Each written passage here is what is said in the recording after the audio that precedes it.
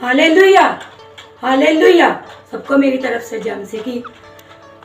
मेरे अजीजों, आज कई लोग हैं जो कोरोना से ग्रस्त हैं, लेकिन परमेश्वर का धन्यवाद करते हैं कि परमेश्वर ने आज का दिन हमें दिखाया। परमेश्वर का धन्यवाद करते हैं कि उसने हमें हर एक चीज़ मुहैया की। परमेश्वर का धन्यवाद करते हैं। और आज का मेरे अजीजों जो मेरा टॉपिक है, कल की चिंता मत करो। कल की चिंता मत करो, परमेश्वर के ऊपर अपनी सारी चिंता को छोड़ दो। बाइबल में लिखा है कि परमेश्वर को आपका फिक्र है, आपकी चिंता है, उसके ऊपर अपनी सारी चिंताएं छोड़ दीजिए। आप सबको पता है कि बाइबल में लिखा है कि अपनी चिंता मत करो। देखो, बाइबल में लिखा है कि उन पक्षियों की ओर देखो, ना वो बीजते हैं, ना बोते हैं और ना काटते हैं, लेकिन परमेश्वर उनका पालन पोषण करता है। और आज मेरे अजीजों, अपनी चिंताओं को छोड़ दीजिए परमेश्वर के ऊपर। उसको आपका फिक्र है, आपकी चिंता है। आप चाहे किसी भी परेशानी में हो, आप चाहे किसी भी मुसीबत में हो, परमेश्वर आपका साथ कभी नहीं छोड़ेगा। आइए हम वचन की ओर चलते हैं। मत्ती की अंजील 6 अध्याय उसकी 25 में लिखा है,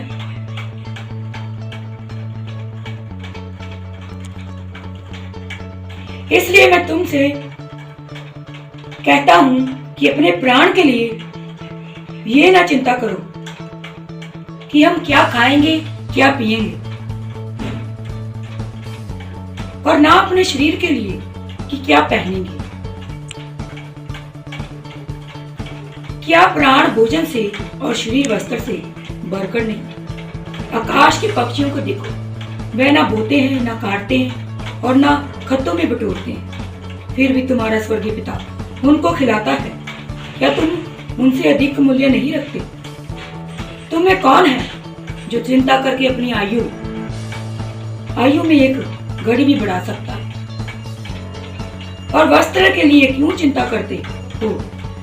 जंगली सूसनों पर ध्यान करो कि वे कैसे बढ़ते हैं। वे ना तो परिश्रम करते, ना काटते हैं, तो भी मैं तुमसे कहता हूँ कि सुलेमान भी अपने सारे वैभव में उनमें से किसी के समान वस्त्र पहने हुए न था।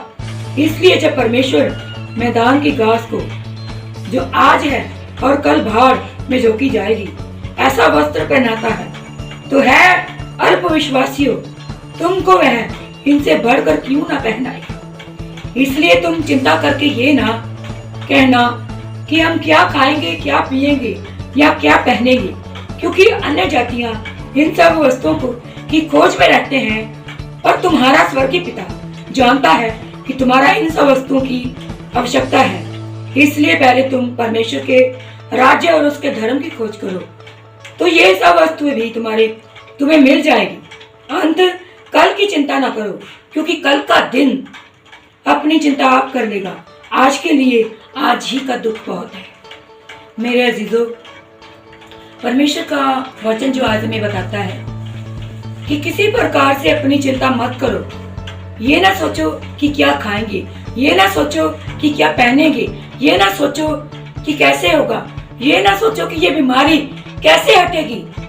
अपनी सारी चिंताएं, अपना सारा बोझ आज प्रभु यीशु मसीह के ऊपर डाल दीजिए। बाइबल में लिखा है थके मांदे बोझ तले है दबे हुए लोगों, मेरे पास आओ तो मैं तुम्हें विश्राम दूंगा। परमेश्वर अंत दयालु परमेश्वर है। वो आपकी सारी परेशानियों को, आपकी सारी चिंताओं को, आपकी बीमारियों को, चाहे किसी प्रकार की समस्या क्यों ना हो, वो सभी परमेश्वर आपकी समस्या का हल आपको देगा।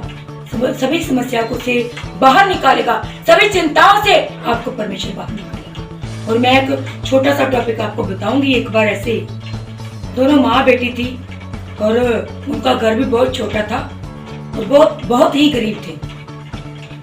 एक दिन उनके घर में ना ऐसे चिट्ठी आई तो उस चिट्ठी में लिखा था, मैं भगवान बोल रहा हूँ, मैं आज शाम को आपसे मिलने आ रहा हूँ।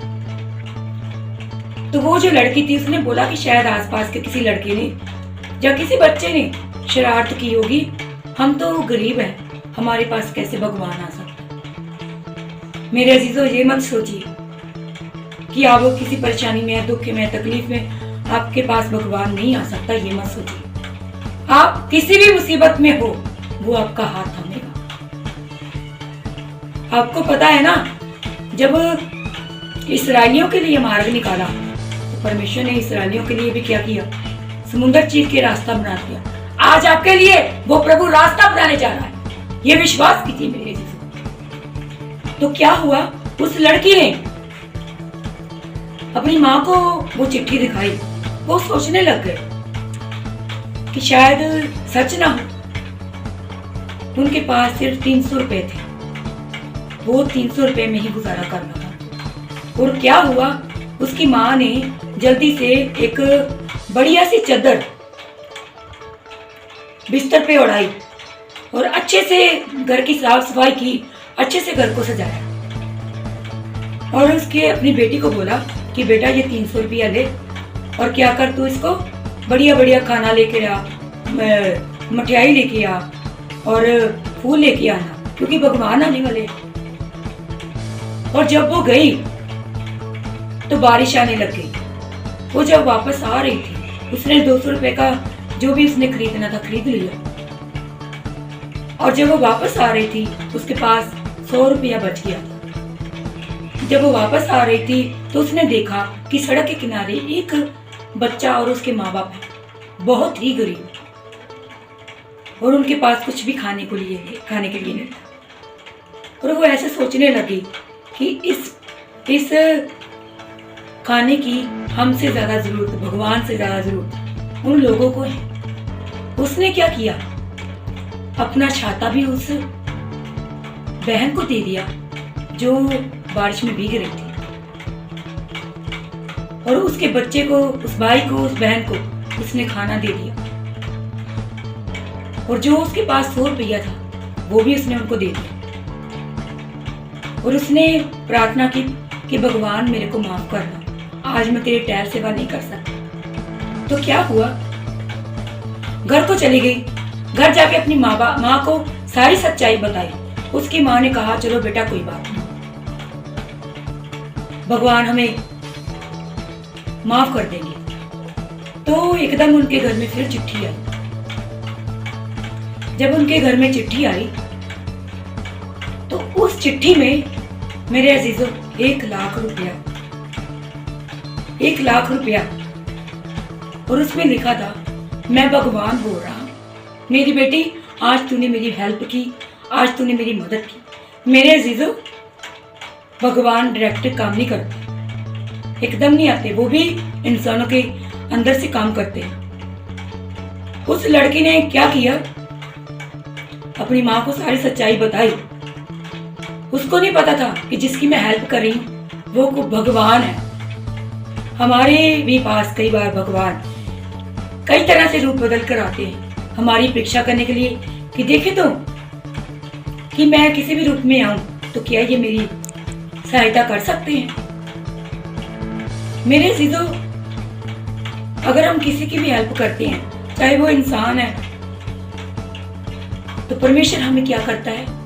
हमें दुगना देता है, हमें और भी ज्यादा आशीष और बरकत देता है। जैसे उस बेटी ने क्या किया? उसने 300 रुपए के लिए 200 रुपए की मिठाई ली, जो भी भगवान के लिए खाना उसने खरीदना था खरीद चुकी। 100 रुपया उसने उस बच्चे को, उस परिवार को दिया कि इनकी हेल्प हो जाए, लेकिन अपने लिए उसने कोई चिंता नहीं की। उसने ये कहा कि भगवान मेरी चिंता खुद करेंगे। अगर परमेश्वर ने उसके हृदय को दया के लिए भरा तो परमेश्वर ने उसकी जरूरत को भी पूरा किया। 1 लाख रुपए का इंतजाम उस बेटी के लिए परमेश्वर ने किया। आज मेरे अजीजों, आज कोई भी गरीब होता है, बाइबल में लिखा है अगर तेरे पास 2 कुर्ते हैं तो एक उसको दे दे जो गरीब है। अगर कोई बीमार है तो उसकी सुधि लीजिए। ये मत सोचो कि ये तो बीमार है, मैं भी बीमार ना पड़ जाऊं। अगर आपके साथ परमेश्वर है, अगर आप विश्वास करते हो परमेश्वर के ऊपर, तो आपकी चिंता परमेश्वर करेगा, आप नहीं।